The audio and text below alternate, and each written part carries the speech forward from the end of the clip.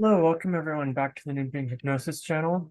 This is the Quantum Credo Corner with Derrick Ivy. My name is Troy J. Bacon. I'm a certified hypnotherapist. I live in Seattle, but I can work remotely, and I'm also opening up a new to me office or healing space in Seattle. So I can be found at newbeinghypnosis.com. Let's get started on this topic. Derek and I have a lot to talk about. We're probably going to go for about 30 minutes or so. The main topics we'll be talking about is the importance of rest and through rest and related to rest, also setting boundaries, identifying your needs and respecting those, and um, through that, I think also understanding your limits and working within them. Um, so I'll turn it over to you, Derek. Hey everybody. Yep, I'm Derek. I'm a hypnotherapist as well. And I also am a Reiki Master energy healer and energy healing and hypnosis instructor. And I live in Colorado.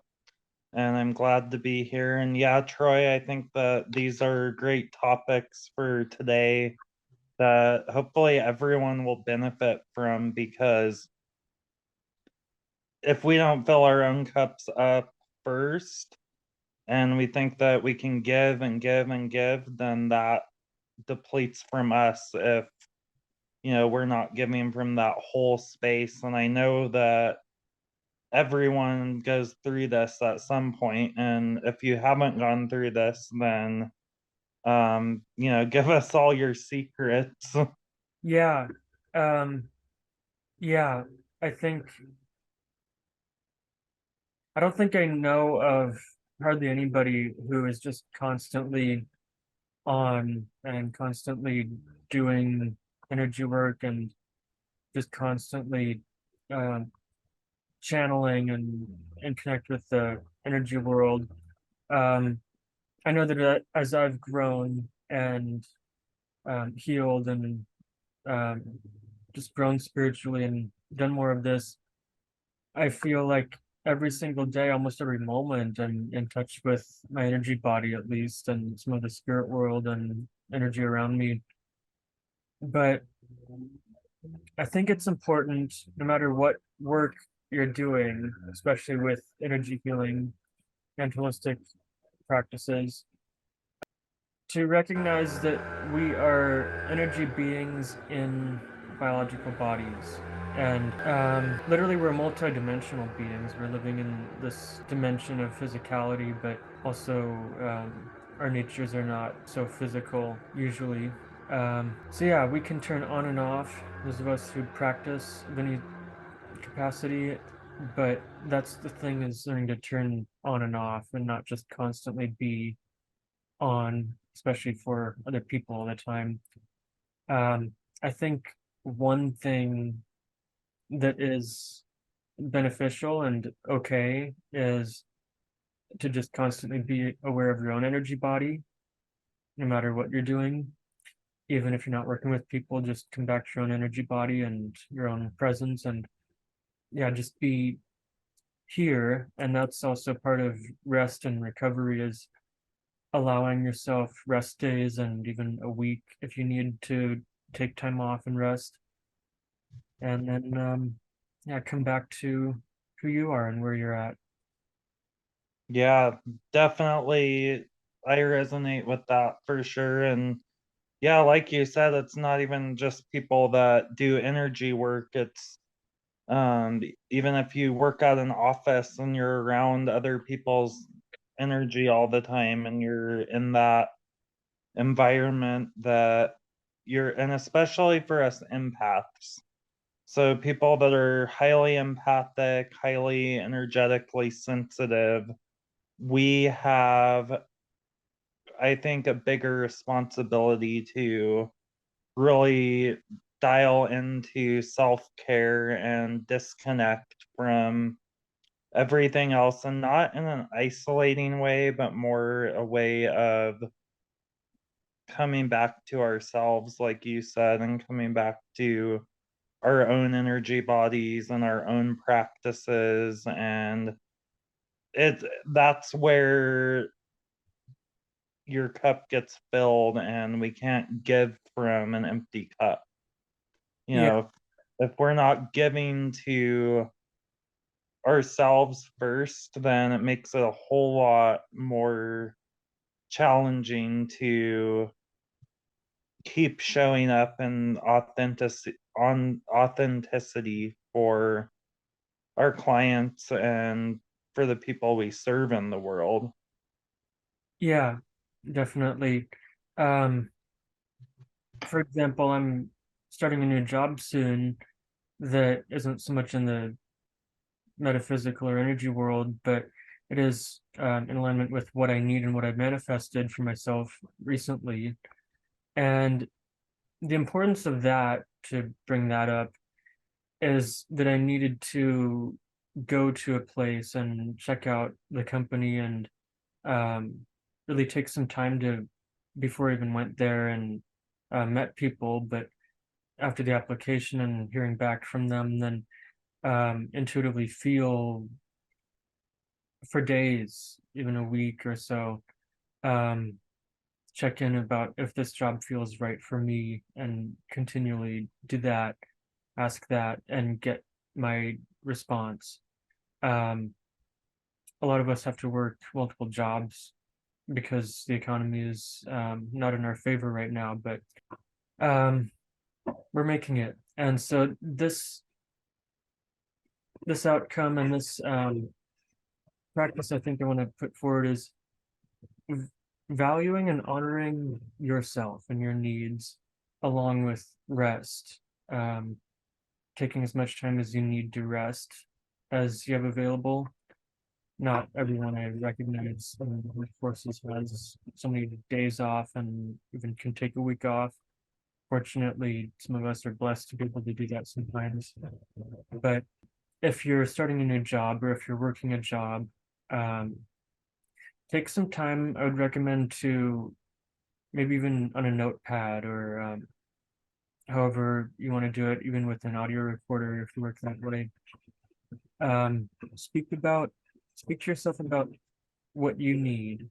Um, if you have physical sensitivities, if you have particular even trouble standing or moving around too much, and how much, and if you have sensitivities to noise and also even computer energies or a lot of other people's energies, outline each of those. I'd recommend in a particular category, even on a different page, and get to know yourself about what your needs are and what you're comfortable with. And so then through that helps you become more clear about how you can start speaking to yourself and attracting more and changing more of what you want, not just through action, but um, those of us who are more spiritual and metaphysical in our work often know how to manifest a bit. And it's this manifesting that I've learned a lot about, especially in the last year or two, about how I've subconsciously blocked myself from what I want by cluttering myself with negative thinking, mostly patterns from the past, but continued negative thoughts along with positive thoughts, and then how I speak out loud to myself too, and about what I am, what I have, um, not saying what I need, because that implies that I don't have it, but manifesting in the outcome and what you have and what living in the outcome of what you want. Yeah, definitely, like, living in that outcome, I think that's another part of the relaxation and taking that time for yourself, because, you know, if your ideal self isn't working 24/7, stressing out, like saying, oh, I don't even have a day to relax for me. So I think that's powerful to kind of be like, like step into that vibration of your next level higher self and recognize that that next level higher self understands the importance of rest, understands the importance of setting boundaries, because it's not boundaries. I was just making a video about this yesterday for my personal work, and I was talking about how boundaries are important because they are, they're taking away that resentment that we have for the other person, because we don't want to introduce resistance and resentment towards another person just because we said yes when we knew that our bodies really needed to rest. So I think that's so important to think about. Your higher self values you and honors you and wants you to have all of your needs met, and it's like that ego self that says, no, I have to do it all, um and then that ends up wrecking us, when if we would have just honored our boundaries and taken things, at the level that was naturally coming into our environment, then we would have been a lot better off. Yeah. Um, yeah, that is one key to manifesting I've learned um, through my experience, even for like getting to know my past lives and patterns from past lives and how they've influenced patterns I've been living out in this life, and being more conscious of that and healing and undoing some of that. That, um, for example, I've found that one of the things that has really messed me up is my energy, and this is one topic I want to touch on, is about the power of our that each of us has within ourselves to manifest and create our reality. And so one thing is that if you are observing how things turn out for you for you or even other people, but especially you, versus how you want them to turn out, that affects the pattern you're creating and the story you're telling yourself and your subconscious energy about what energy gets sent out and brought back to you. And so if you are wanting one thing to work out a certain way, um, and then maybe something comes along and it is kind of, it seems to maybe be what you want, um, but then it really just falls apart and it doesn't work out very well. And then you're focusing on how it all went bad and wrong, and um, all the negatives of it, and then you keep carrying on that story of um, what you want and what comes to you just not working out, and not working out the way you want. Then when you try to create a positive intention or send something out, even a spell or a ritual or even a wish, however you want to do that, um, that will just become defeated if you are also still subconsciously carrying on this story of what if this doesn't work out? What if it all falls apart again? And so it's that um, expectation and what if that also affects your reality. Uh, Hmm. in addition to, that's like one of the really core essential things that you have to analyze and become very familiar with, and rewire, work around again, and heal.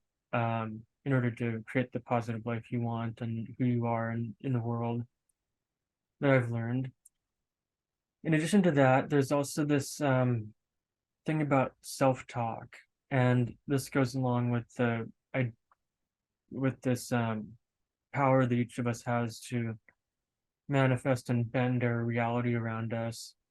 Um, because we're not just here to, as energy beings, to suffer if you believe that we're put here by a higher power, or if you choose to, if your soul chooses to reincarnate by itself, whatever that is. We're not just here to suffer, even though there's always going to be some difficulties because we're all very different.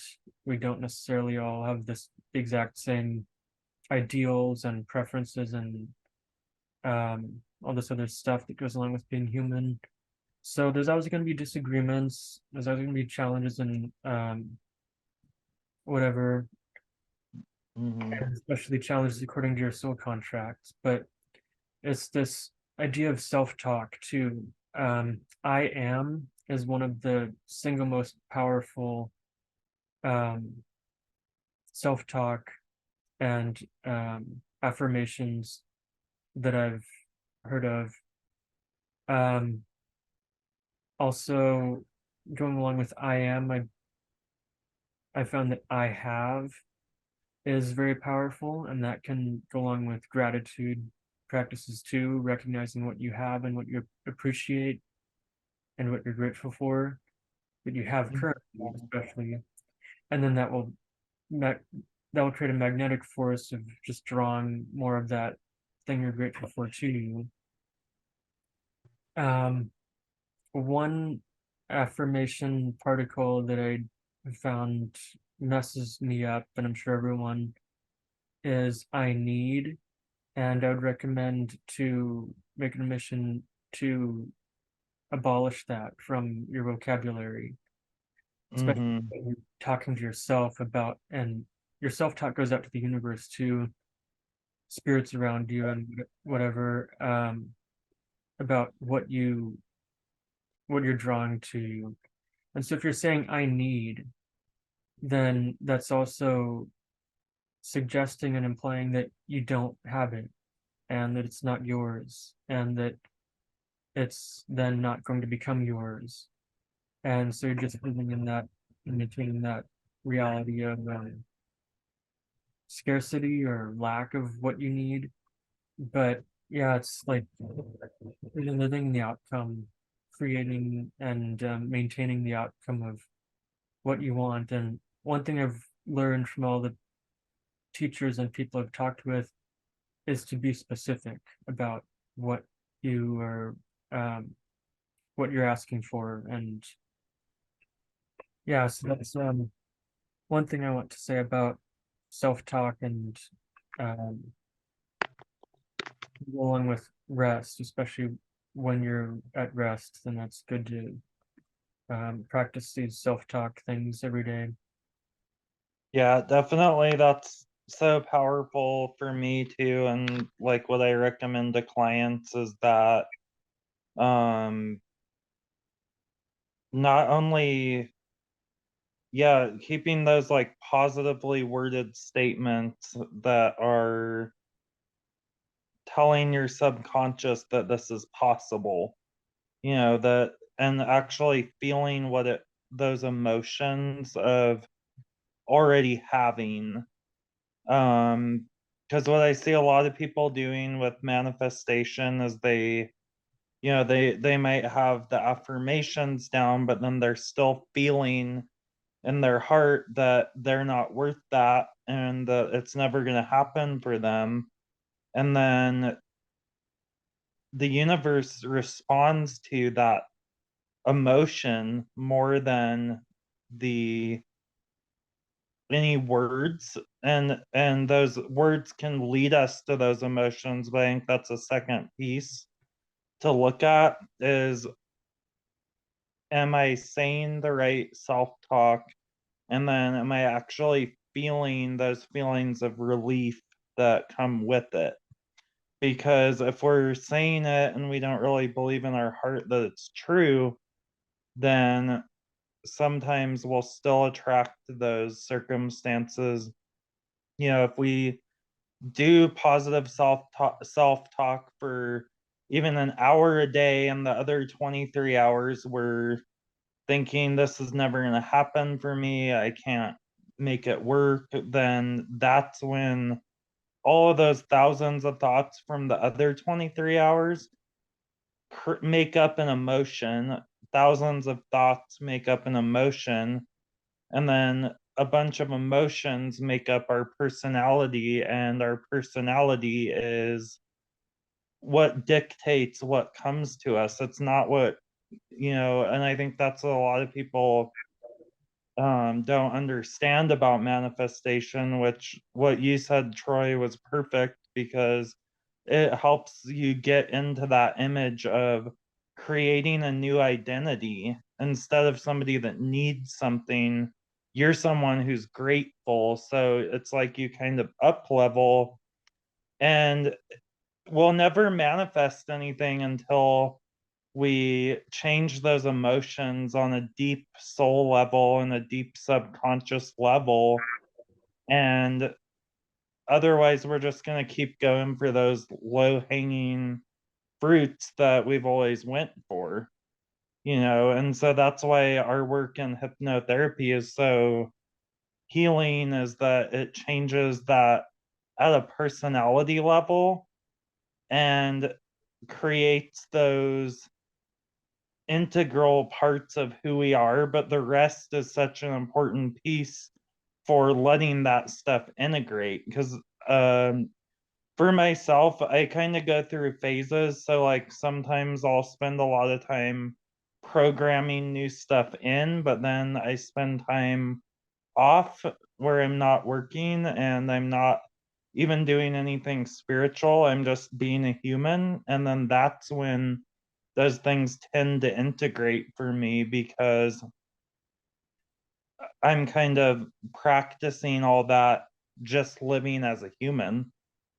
So I don't know if that's your experience too, but I've noticed these kind of like I'll go through these phases of growth where sometimes I'm doing the affirmations and doing all the hard work, and then I go through periods of time where it's not really hard work, but there's still a lot of changes happening.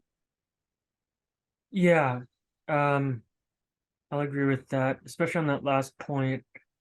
For for those of us who do this deep inner work on ourselves, yeah, I've noticed that too, that even though I'm doing deep inner work, then there seems to always be more and more um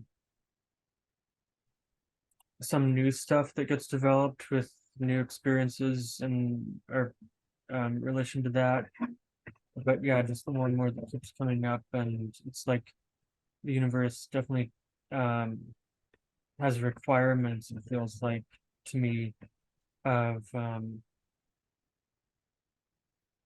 well, you want to do this in life, but then you also have this um other stuff inside you need to address, and so it's constantly bringing up more, and like someone's analyzing you, bringing up what you need to work on and perfect, uh Yeah.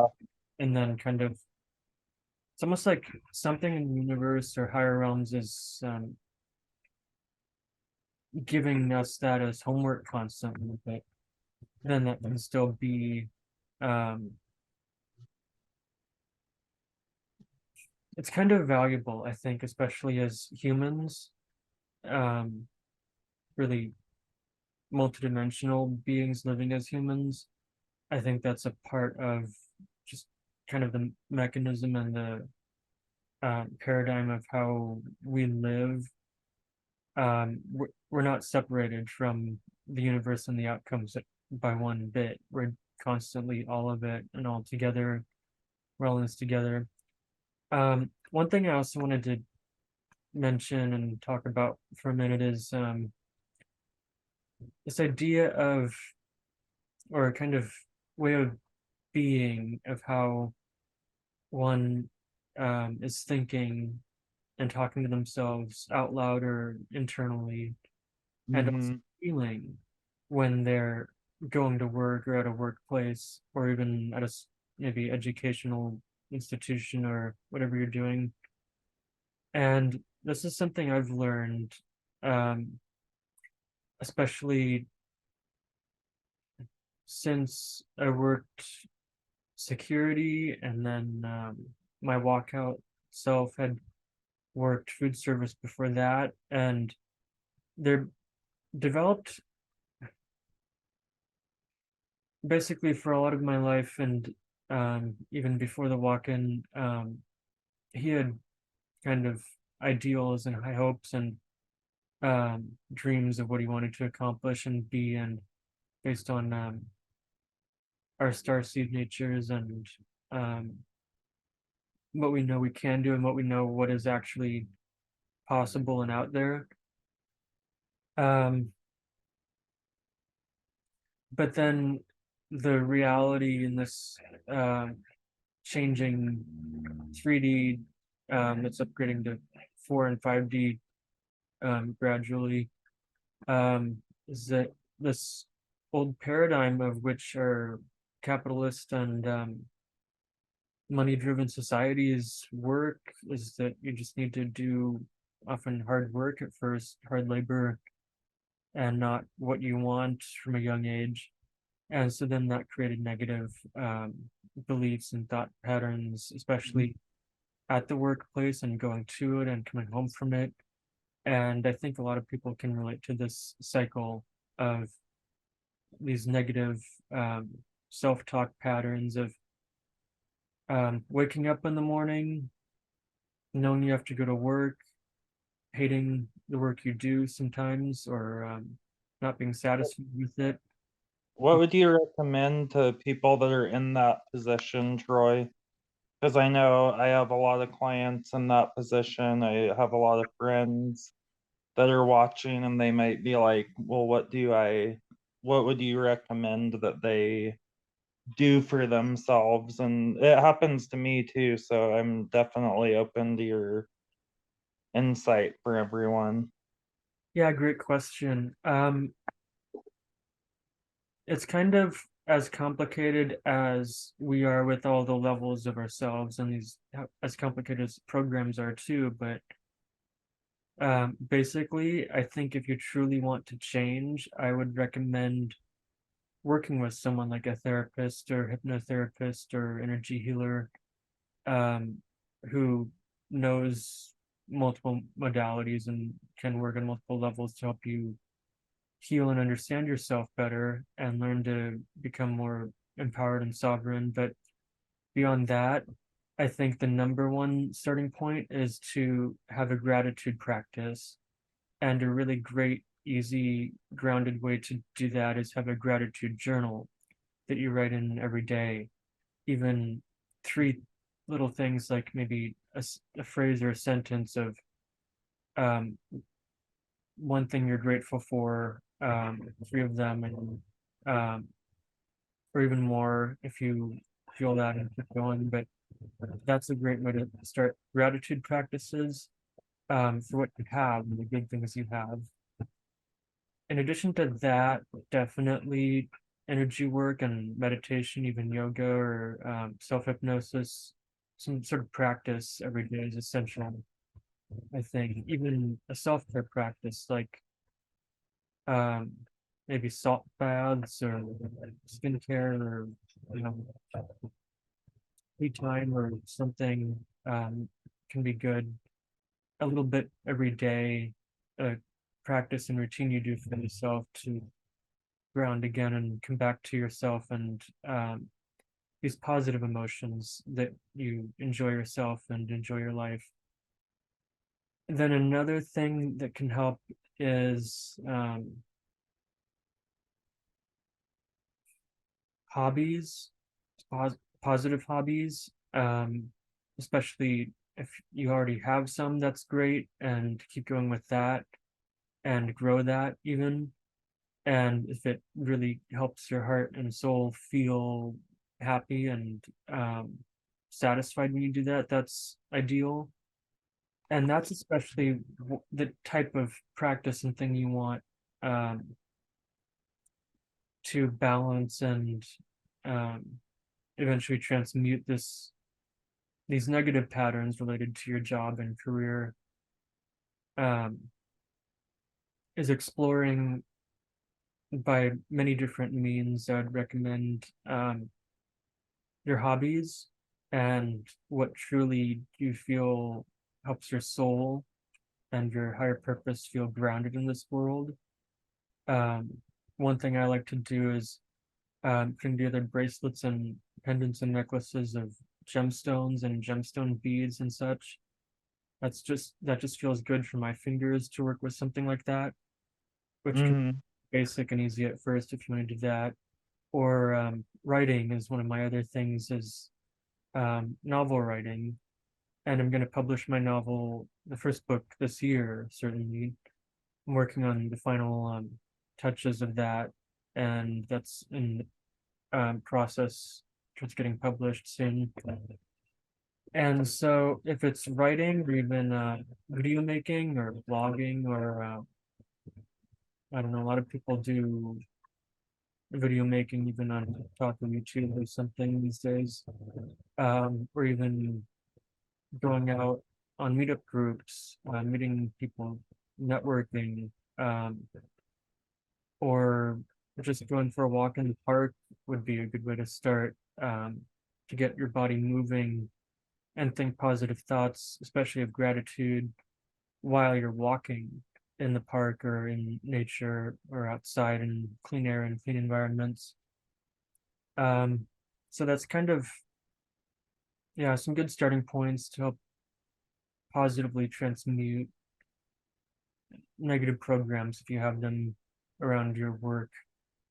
And then I would expect that as you do that, as you implement such practices and positive changes, and that will kickstart a kind of a like an alchemical or even chemical reaction within your being of um, creating more positivity and then drawing more positive outcomes to you, especially if you combine these positive practices with um, writing out your needs and how you can change your life to meet those needs to start with, and then change your career if you can and want and need, um, to meet those needs and to meet your soul's purpose too. And so it's a big balancing act, but those are some starting points I'd recommend.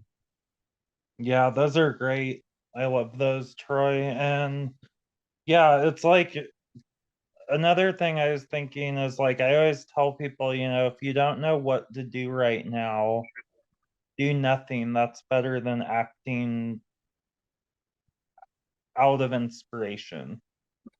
Yeah, Like stop and be present with the truth of what's right here and what's the truth of your body, the truth of your emotions, the truth, because the truth is where it all starts. So it's like if you can do nothing today but just be with that truth, then that creates open space for stuff to happen in. Like I think a lot of times people are like, oh, I have to go do something right away and I have to do something about it or it's all gonna fall apart. My whole life's gonna fall apart and I'm gonna be living in a box. And I mean, I have the same thinking sometimes. Like it seems to be very hardwired. It's a survival mechanism, but sometimes it's helpful to remember that, if you aren't feeling inspired to do those actions yet, then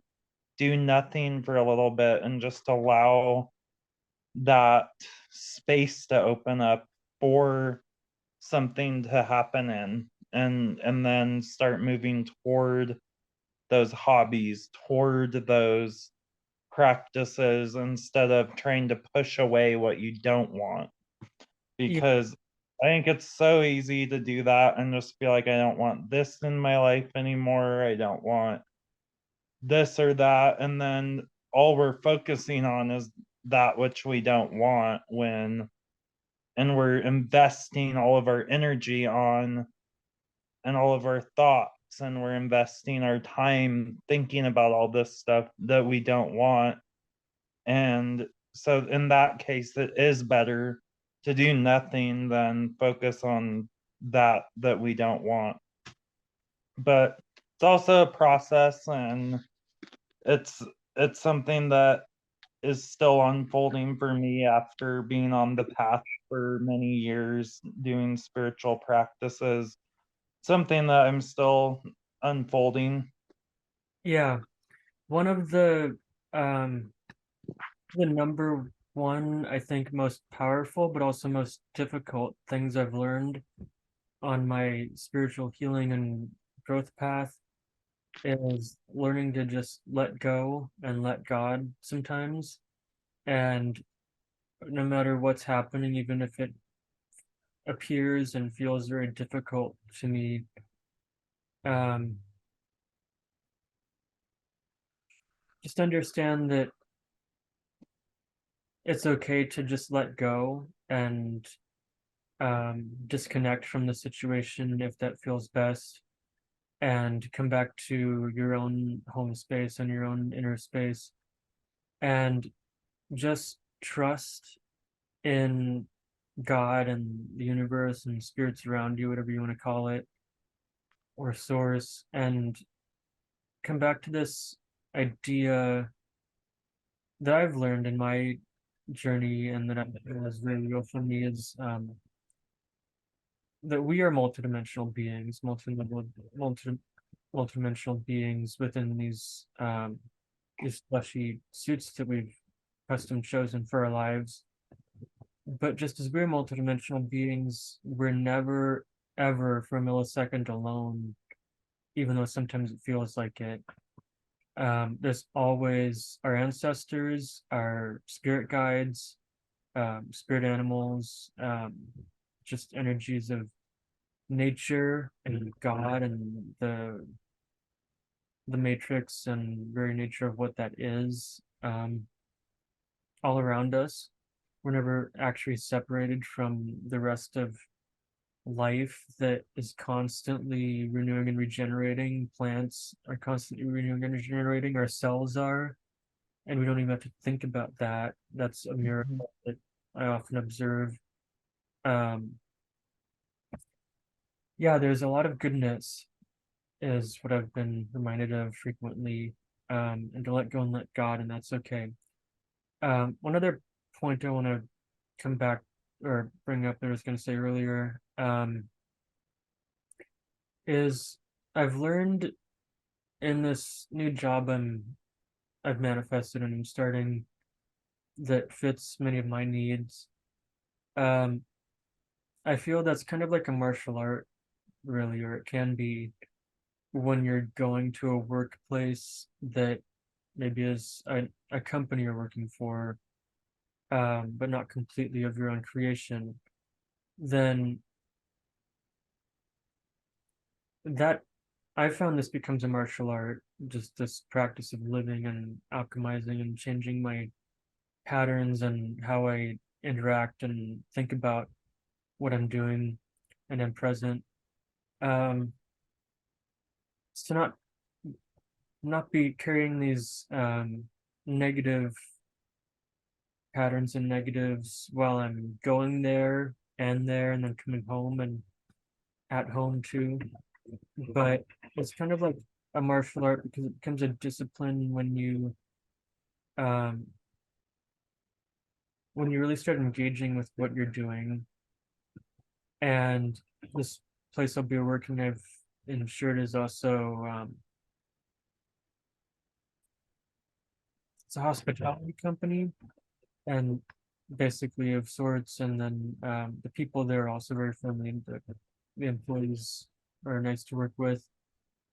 And so that's one thing that is good about the place. And so it's kind of like a martial art of learning discipline and not taking the driver's seat versus staying in the passenger seat of your programs, but taking the driver's seat of your life. Definitely. Yeah. Also, one thing I wanted to respond to that you said, Derek, is even if you don't know exactly what you want in the moment or at any time, then what truly does help, at least as a starting point, is to sit quietly at home or wherever you can be quiet and still. And you may need to practice this a lot, but really get in touch with your heart. And this is something I've heard of that comes from the Vedic spirituality. I think yoga practice is truly deeply and quietly getting in touch with your heart. And then by doing that, it's never going to be 100% just silent. There's always something in you, and it speaks to you when you're clear with it. And that's called the unstruck sound. And you don't need to do anything. You don't need to strike anything. You don't need to like go out and make something Yeah, happen. But it will speak to you about what you feel and what is your actual truth. And this is one thing that I think everyone needs to learn and adjust to, especially those of us who are feeling stuck. I've been there more than I am now, but um, I think a lot of people are just feeling stuck right now, and that's becoming more of a problem right now. As mhm.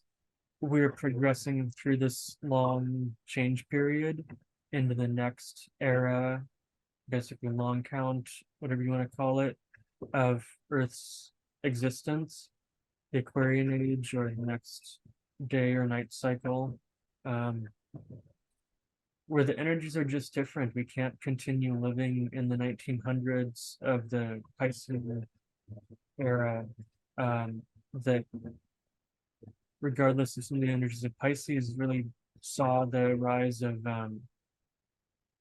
capitalism, kind of, and this rooting in capitalism and very Yep. harsh.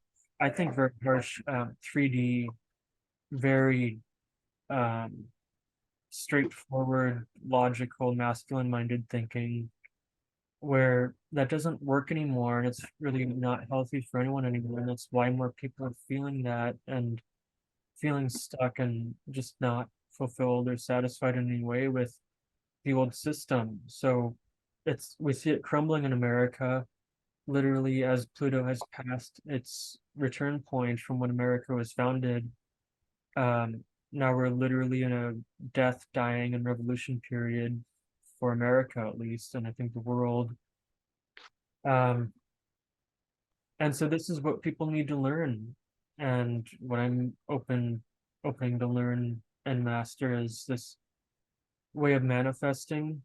Um, I don't claim that it's the Silva technique, but I think it's actually very similar from what I've heard of the Silva technique. But going inward in the lower brainwave states like alpha, beta alpha, delta, um, kind of like meditation and even falling asleep, visualizing and putting yourself in the outcome of what you want, feeling it and all that. And then somehow that state, just like in quantum hypnotherapy, um, it just puts the energy out there a lot easier without resistance of the conscious mind. And so that is certainly one thing we need to be adjusting to. Definitely. Yeah, it's like that. I totally agree with you, Trey. Yeah. One other thing that has been kind of difficult, but I think a constant truth in my life, um, but something that's I think becoming easier as I'm grasping it, is this lesson of how powerful my thoughts are. And I've gone through some years of being kind of misdirected and confused of my thoughts by themselves actually aren't very powerful, but now I'm learning that they really are. Um, of course, my voice and everything else that I do is also powerful, but my thoughts truly are powerful. Especially, this is one thing that I want to say. I feel that my manifesting, which is not just successfully manifesting, but that goes along with blocking yourself with negative patterns too. That has become more powerful for me as I've done more healing, integrating, and um, awakening of my energy body and all of who I am.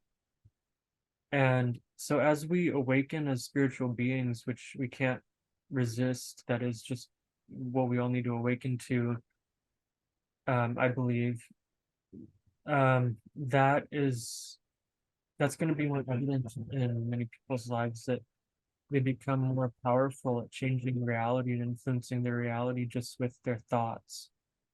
And um, even if it's telepathic or thinking something, then it happens, or someone else comes along and does it, um, that's going to be seen a lot more. And so, truly, the thought and energy um,